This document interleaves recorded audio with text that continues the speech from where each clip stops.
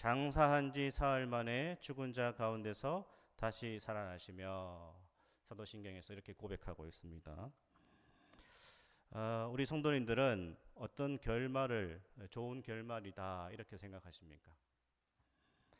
드라마나 영화나 소설을 볼 때에 어떤 결말을 좋아하세요? 슬픈 결말이 있습니다. 새드 엔딩이라고 하죠. 그리고 행복한 결말이 있습니다. 해피 엔딩이라고 합니다. 뭐 가장 별로인 결말, 흐지부지하게 끝나는 거겠죠. 기독교 신앙은 해피 엔딩, 좋은 결말을 이야기하고 있습니다. 그래서 기독교는요, 허무주의가 아닙니다. 염세주의도 아닙니다. 기독교는 좋은 결말을 약속합니다. 해피 엔딩을 약속하고 있습니다.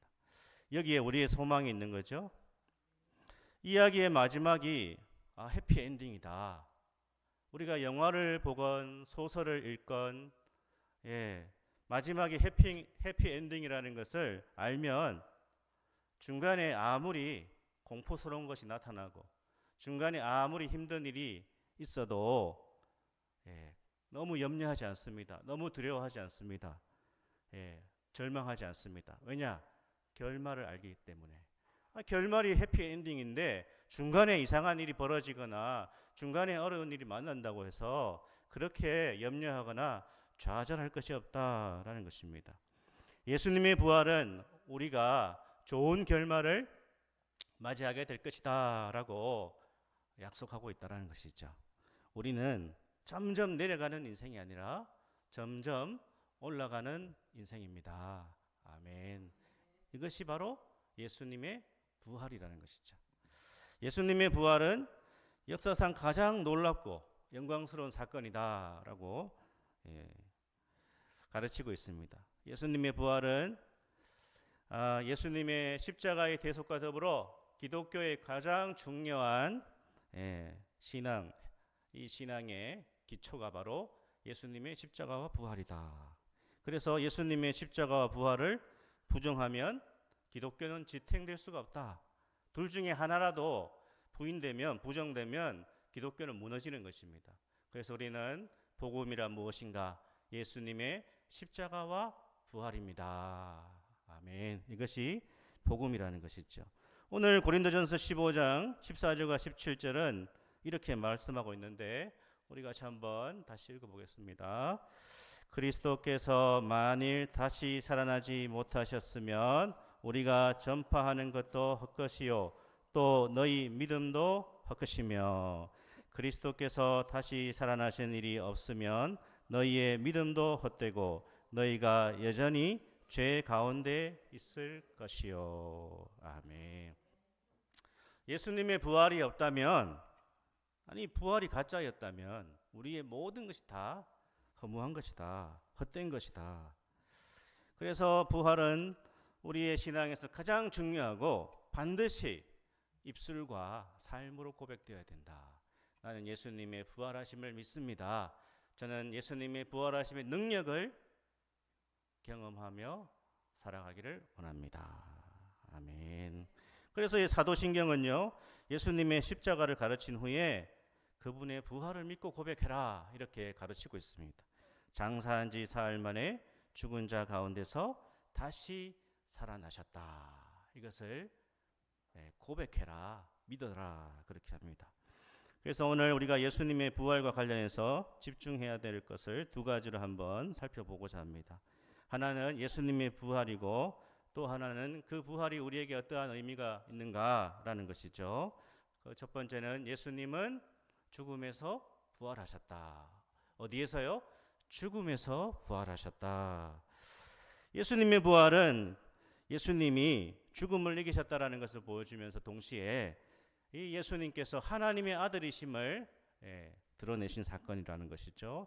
로마서 1장 3절과 4절을 우리가 한번 읽겠습니다. 그의 아들에 관하여 말하면 육신으로는 다윗의 혈통에서 나셨고 성결의 영으로는 죽은 자들 가운데서 부활하사 능력으로 하나님의 아들로 선포되셨으니 곧 우리 주 예수 그리스도 신이라. 아멘. 자, 이 말씀을 잘 보면요, 부활하사 능력으로 하나님의 아들로 선포되셨다. 이 말씀을 자세하게 좀 들여다보면요. 그러니까 예수님이 부활하심으로 하나님의 아들로 된 것인가? 그러면 부활 이전에는 하나님의 아들이 아니셨나? 그러한 생각을 가질 수 있습니다. 그리고 그렇게 트집을 잡는 사람들이 교회 역사 속에서도 많이 있었습니다.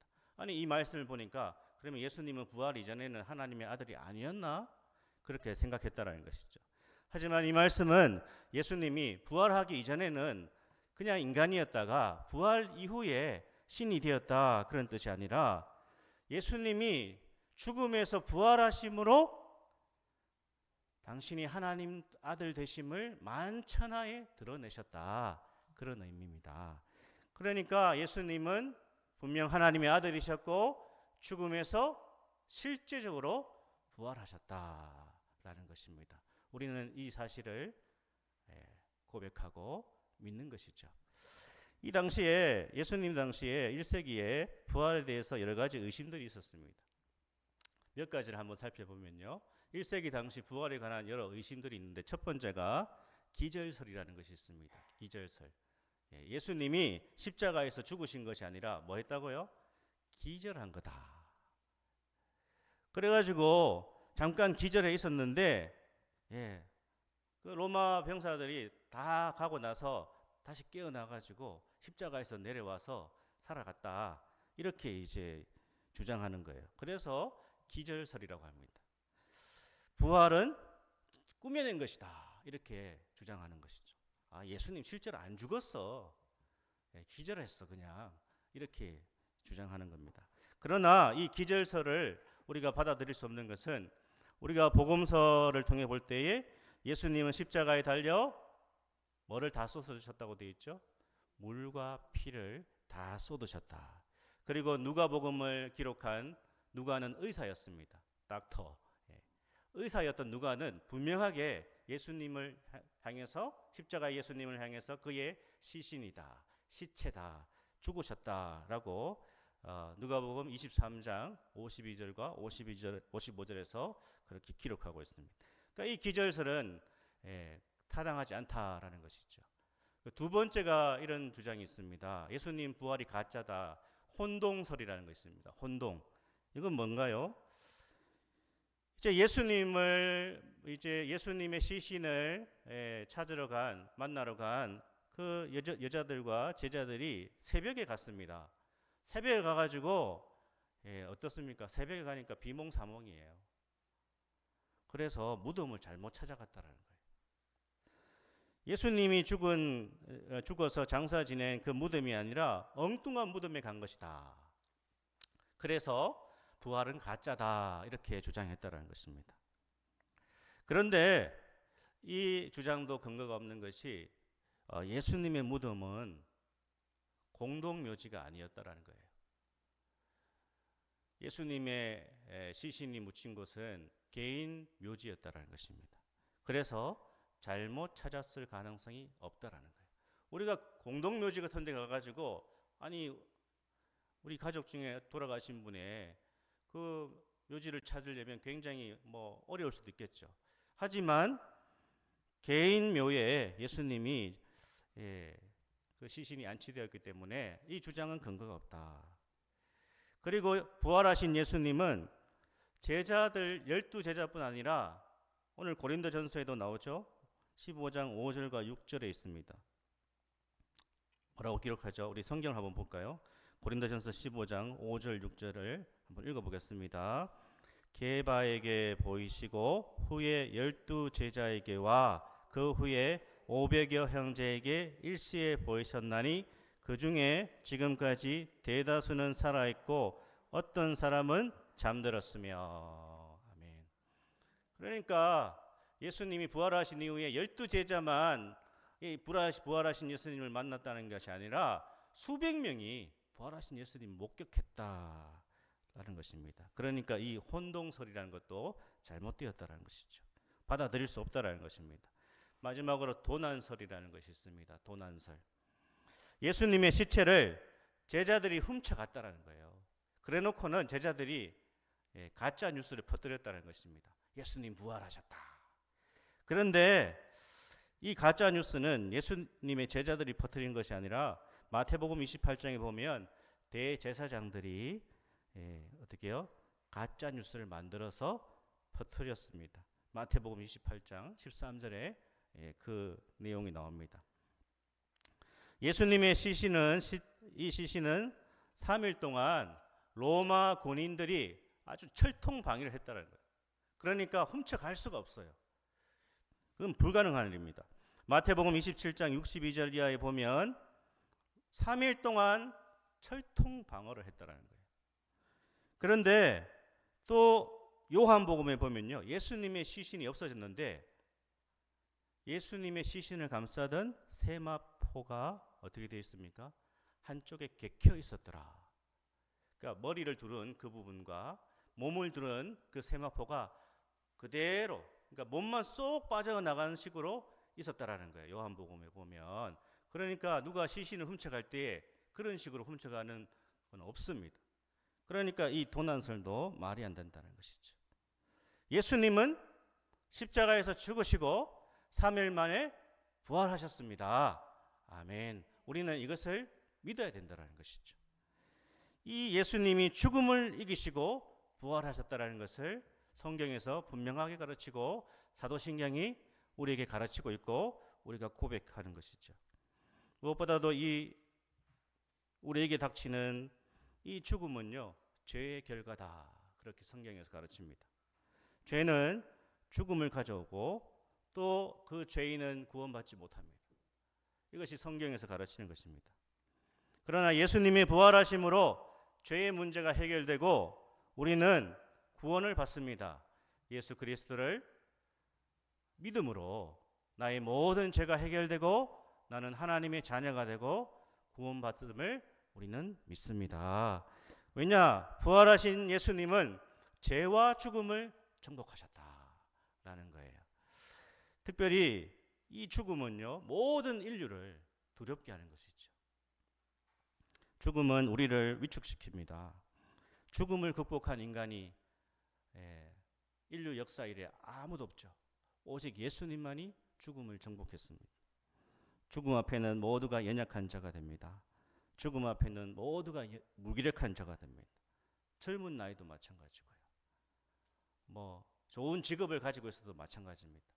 그러니까 화이트 칼라라고 해서 죽음과 나는 상관없다 할 수 없습니다. 엄청난 그 경제적인 부를 가진 돈을 가진 사람도 죽음 앞에 아무런 의미가 없어요. 최근에 언론에 나오는 그 세계적인 기업 엔비디아 그리고 거기 창립자인 젠슨 황, 그 사람 엄청난 부자 아닙니까? 그 사람의 기업 자산을 보니까 우리나라 1년 예산의 거의 10배가 되는 자산 규모, 도대체 이런 기업이 있을 수 있습니까? 그리고 그 사람의 개인적 재산이요, 우리나라 전체 1년 예산의 거의 3분의 1. 우리 성도님들은 너무 스케일이 커가지고 놀라지도 않으시고. 그러나 그렇게 엄청난 세계적인 부자도 죽음 앞에서는 무기력한 거예요. 의미가 없습니다. 그런데 부활하신 주님은 죽음에서 예외가 되셨고, 그 부활하신 예수님을 믿는 우리는 죽음으로부터 자유하게 되었다라는 것입니다. 죽음을 이길 수 있고 죽음을 정복할 수 있고 죽음 앞에 두려워 떨지 않을 수 있는 유일한 길은 예수 그리스도의 부활을 내가 믿는 것이다. 아멘. 부활하신 예수님을 나의 구주로 영접하는 것이다 라는 것입니다. 예수님의 부활은 우리 한번 따라해 볼까요? 죽음을 죽인 사건이다. 죽음을 죽인 사건이다.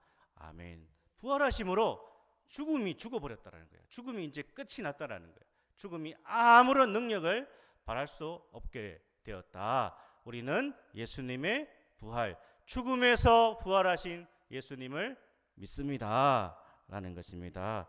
또 다른 하나는요, 예수님의 이 부활은 죽은 지 3일 후에 죽은 자 가운데서 부활하셨다. 이 3일 후에 부활하셨다라는 것입니다. 그래서 사도신경이 뭐라고 하죠? 장사 지낸 지 사흘 만에 다시 살아나셨다. 우리 고린도전서 15장 3절과 4절 다시 한번 읽겠습니다. 내가 받은 것을 먼저 너희에게 전하였노니 이는 성경대로 그리스도께서 우리 죄를 위하여 죽으시고 장사 지낸 바 되셨다가 성경대로 사흘 만에 다시 살아나사. 아멘. 그러니까 부활하실 때까지 며칠이 있어야 됐다고요? 사흘이 며칠입니까? 3일이죠. 3일. 그러니까 죽으시고 부활하시기까지 이 3일 있어야 됐다는 거예요. 자, 여기서 우리가 약간 공부를 해보면요, 라틴어 사도신경과 영어 사도신경에는 이 부분이 들어가 있는데 한글 우리 사도신경에는 이 부분이 빠져 있어요. 그게 뭔가 하면 바로 지옥으로 내려가셨다라는 부분이 빠져 있어요. 그러니까 예수님이 십자가에서 죽으시고 지옥으로 내려가시고 3일 만에 부활하셨다. 이것이 라틴어 사도신경과 영어 사도신경에 있는 내용입니다. Descended into hell이라고 되어 있어요. 영어 사도신경에. 그러니까 지옥으로 내려가신 예수님, 이게 빠져 있다라는 것입니다. 이것을 소위 지옥 강화설이라고 하는데 왜 이 문장이 중요하냐? 그것은 베드로전서 3장 19절에 이런 말씀이 있어요. 자, 한번 읽어볼까요? 그가 또한 영으로 가서 옥에 있는 영들에게 선포하시니라. 아멘. 이런 구절이 있는지 아셨어요? 베드로전서 3장 19절에 보면 그가 누굽니까? 예수님이에요. 예수님이 십자가에서 죽으셨는데 어떻게 해요? 부활하시기 전에 영으로, 예수님이 영으로 가서 어디에 갔다는 겁니까? 옥에 갔다라는 거예요. 옥이 어디입니까? 지옥이에요. 지옥에 가서 영들에게 선포하셨다. 이 영들은 누굴까요? 지옥에 있는 영들이다. 그래서 원래 라틴어 사도신경과 영어 사도신경에는 십자가에 죽으시고 다음에 뭐가 있다는 거예요? 지옥으로 내려가시고 그 다음에 3일 만에 부활하셨다. 이렇게 되어 있는데 우리 사도신경에는 빠져 있어요. 왜 그런가? 이 부분이 빠진 것은요, 장로교단과 이 감리교단의 어떤 신학적인 차이 때문입니다. 감리교의 창시자가 존 웨슬리라고 하는 그 사람이죠. 존 웨슬리가 감리교 신조를 작성할 때에 이 부분이 불필요하다고 생각했다는 거예요. 예수님이 지옥에 내려가시는 이 부분은 그렇게 중요하지 않다라고 생각했다는 것이죠. 그런데 한국 교회 역사에서 장로교와 감리교단이 이 입장의 차이가 있었습니다. 이걸 넣어야 되지 않냐, 이걸 빼야 되지 않냐, 이렇게 서로 이제 입장 차이가 있었는데 역사를 보면요, 교회 역사를 보면 장로교단이 감리교단한테 양보를 합니다. 그래서 이 부분을 빼자. 그래서 이제 우리 한글 사도신경에는 이 부분이 들어가 있지 않습니다. 그러나 영어 사도신경과 라틴어 사도신경에 들어가 있다는 것이죠. 여기에 대해서 또 다양한 해석이 있습니다. 한번 참고로 들어보시면요, 예수님이 지옥으로 내려가셨다라고 하는 또한 베드로전서 3장 19절에 대해서 로마 가톨릭 천주교회는 이렇게 해석합니다. 예수님이 3일 동안 지옥, 엄격하게 말해서 연옥으로 가셨다. 그래서 연옥에 있는 영혼들에게 복음을 전하셨다. 그러므로 연옥에 있는 사람들이 천국으로 올라갈 수 있는 기회가 주어졌다. 이렇게 해석합니다. 그리고 루터파가 있어요. 종교개혁의 루터파. 이 루터파는 천주교회가 해석하는 그것은 옳지 않다. 예수님이 영으로 내려가셨다라는 것은 지옥에 가서 전도하신 게 아니다. 지옥에서 어떻게 전도를 하냐, 말이 안 된다, 끝나는 것인데 사탄과 음부의 세력에게 자신의 승리를 알리셨다. 이렇게 해석해요, 루터파는. 그리고 장로교 개혁파는 어떻게 해석하는가? 이 말씀을 그냥 상징으로 여깁니다. 예수님이 하신 모든 복음의 역사들의 어떠한 비유나 상징으로 보고 있습니다. 그런데 어쨌든 정말 중요한 것은 예수님이 죽으시고 며칠 후에 부활하셨다는 거예요. 3일 만에 부활하셨다는 겁니다. 그러니까 우리는 부활하기 전에 이 3일이 주는 의미를 생각해 봐야 된다는 것이죠. 복음서는요, 예수님의 부활에 대해서 많이 다 기록하고 있는데 특별히 마가복음 16장 2절에 보면 이런 말씀이 있습니다. 우리 한번 읽어보겠습니다. 안식 후 첫날 매우 일찍이 해 돋을 때에 그 무덤으로 가며. 안식 후 첫날이 바로 주일이죠. 예수님이 부활하신 날입니다. 그때 매우 일찍이 해가 돋았다라는 것으로 마가가 기록하고 있습니다. 예수님은 금요일에 십자가에 죽으셨습니다. 그리고 3일 만에 부활하셨습니다. 그날이 바로 일요일, 주일이죠.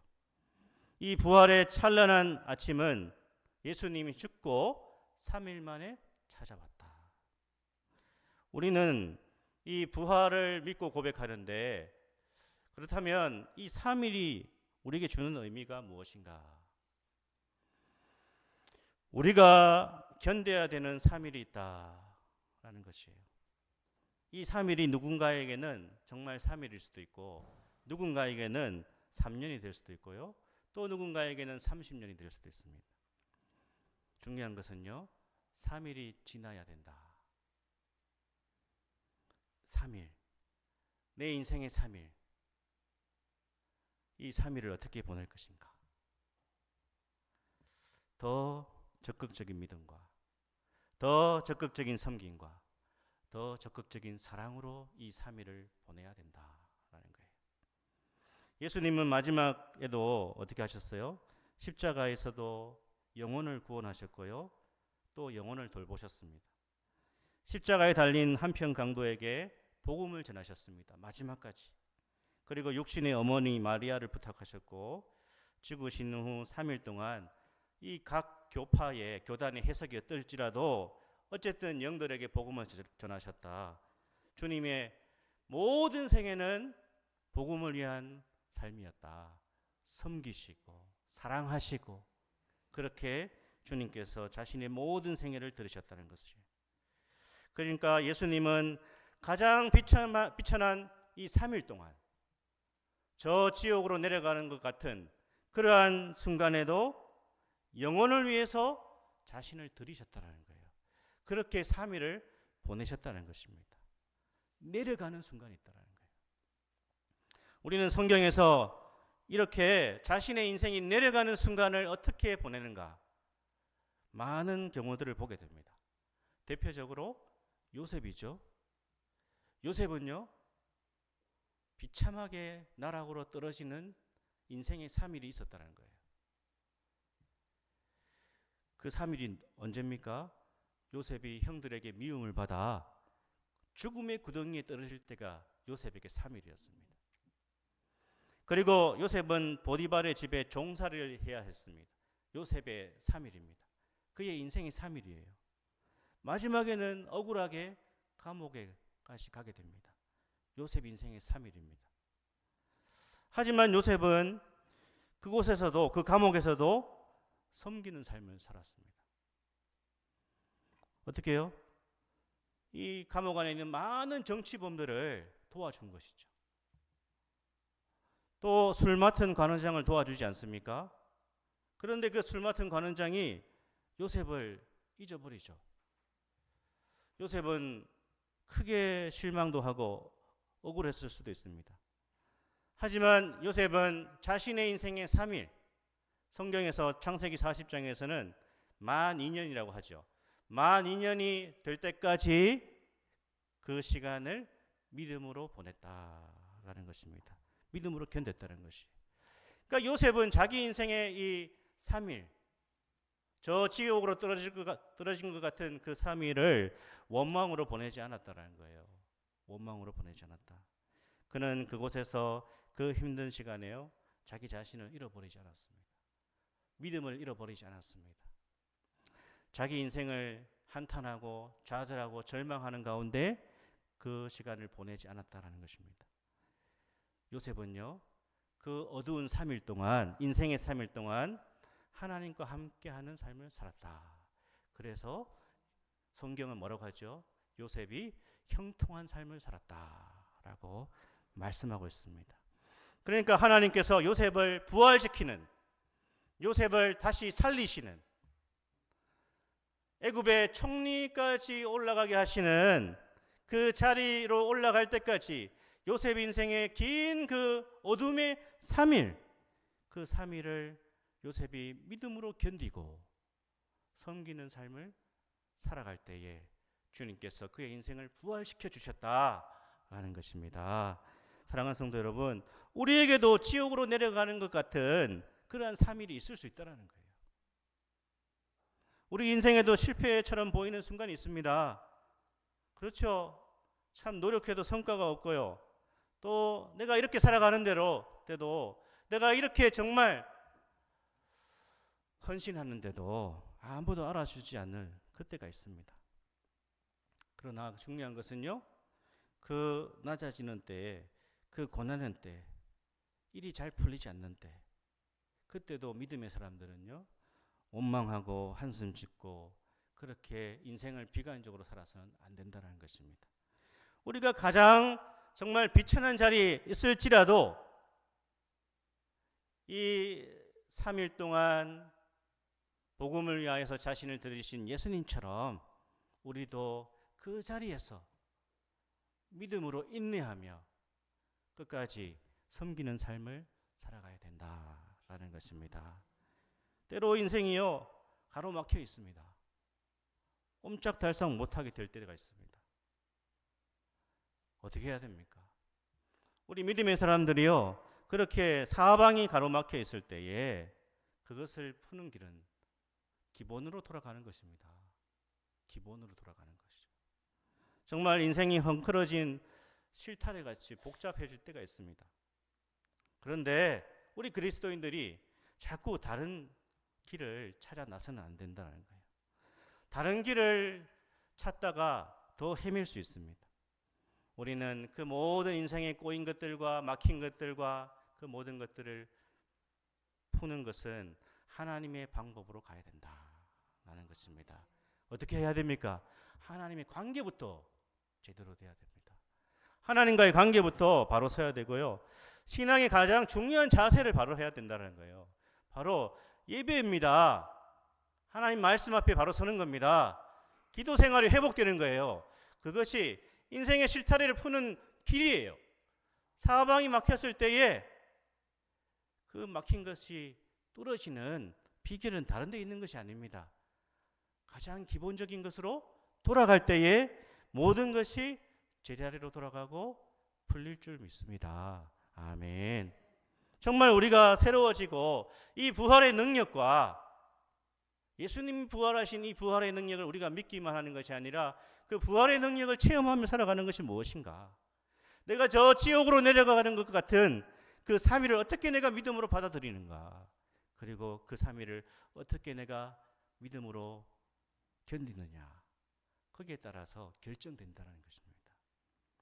그 시간을 원망과 한숨으로 한탄으로 보내는 것이 아니라 믿음으로 인내하며 섬기며 그렇게 살아가는 그 사람은 부활을 믿을 뿐 아니라 부활의 능력을 체험하게 되는 것입니다. 이것이 우리에게 주어지는 부활의 축복이에요. 정말 실제적으로 부활을 이 땅에서 경험하는 것입니다. 이러한 은혜가 있기를 축복합니다. 아멘. 그 사람 그 정도 실패했으면 인생 포기해야 되잖아. 그 일을 당하고도 아니 그 교회가 그렇게 찌그러졌는데 그 교회 문 닫아야 되는 거 아닌가? 근데 다시 살아나네. 버티네. 아, 놀랍다. 대단하다. 하나님이 있기는 있나 보다. 사랑하는 여러분, 부활의 능력은요, 어떤 신비한 우리가 죽고 나서 죽음 이후에 우리가 예수님이 재림하실 때 다시 부활한다라고 하는 그 믿음을 교리적으로 가지고 있지만, 지식적으로 가지고 있지만, 정말 오늘 우리가 예수님이 그냥 부활하신 것이 아니라 죽고 3일 동안 예수님이 정말 지옥으로 내려가셨든 아니면 그것이 상징적인 의미든 간에 예수님은 죽고 바로 부활하신 것이 아니라는 것입니다. 우리가 저 나락으로 내려가는 그러한 순간에도 정말 그 순간에 우리의 신앙을 다시 새롭게 하고 신앙의 기본기를 다시 잘 갖추고 하나님과의 관계가 회복되고 주님께서 우리에게 말씀하시는 그 모든 신앙의 기본으로 돌아간다면 우리의 인생의 3일은 결코 저주의 3일이 아니라 부활을 위한 3일이 될 줄 믿습니다. 아멘. 그래서 우리가 부활을 믿을 뿐 아니라 부활의 능력을 체험하는, 반드시 우리를 다시 높이시고 다시 하나님의 은혜로 우리를 세우시고 살리시는 이 부활의 역사, 이 역사가 우리 모든 성도님들과 우리 진리로 교회에 경험되어 질 수 있기를. 그래서 우리 인생은 그 어떠한 순간에도 새드 엔딩이 아니라 해피 엔딩이다 라는 것을 고백할 수 있기를 축복합니다. 아멘. 우리